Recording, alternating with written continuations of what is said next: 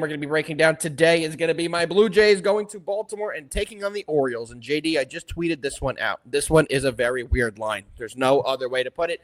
This line feels very trappy. Pitching for the Blue Jays is Chris Bassett. Bassett's 11-4 in the year with a 3.8 ERA. He's been very good for them. And as much and as many times as JD and I have come on here and told you that he's going to start to probably regress a little bit, he has slapped us in the face and showed that we are morons because he has not regressed, and he's continued to be great all season long, even in his age 37 season. Pitching for the Orioles is Zach Eflin. Eflin is 6-5 with a 5.78 ERA. He isn't much better at home. He's 2-3 at home with a 5.5 ERA. So about the same home and road splits. Hasn't been great this year. And the Orioles are a slight favorite here. JD, what do you like in this game? Feels like this might be a little bit of a trap. You know, as far as Bassett goes, we have talked about him a lot. He's somebody that I don't like to back. He's somebody that I have backed the past couple of times, or at least the most recent start, just because the Blue Jays have been so hot. And, you know, Chris Bassett is just somebody I don't want to get in the habit of backing, though. Yeah, I agree 100% with that take. 100% with that take. So, I mean, yes, I do think that he's going to be fine in some spots. But this line right here is telling me that he's going to get hit. There's, to me, what this line says. Because I can tell you what, Blue Jays versus Zach Eflin, they were definitely going to hit. And this total is high. It is high because the hitting weather tonight is very good. I mean, we talked about it at the beginning of the show. It is super hot. Everywhere in the country, it feels like it's a good hitting weather. I mean, I'm in the New York, New Jersey metro area here. It is a heat index is supposed to hit 103 this afternoon, and the weather is absolutely perfect. And it feels like it's that way all over the country, JD. Yeah. As far as today, as far as hitting weather, some of the best for the full slate that you're probably ever going to actually see. But yeah, tonight. But for me, the Blue Jays, I do ultimately think this is a little cheap here. I do like the Blue Jays side, but I like something else. Not a little more. I like it a lot more. Okay. That is the Blue Jays team total over 4.5.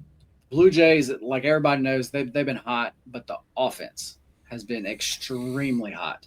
Yeah. In the past 5 games, they've only not gone over this one time, and that was yesterday's game.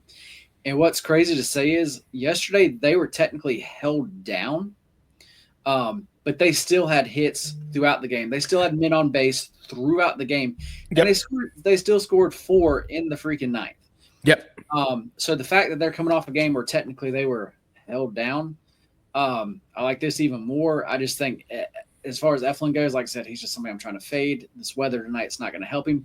And as far as the Orioles pin, they are actually not in the best spot tonight either. So yeah, I just like them to score runs. So.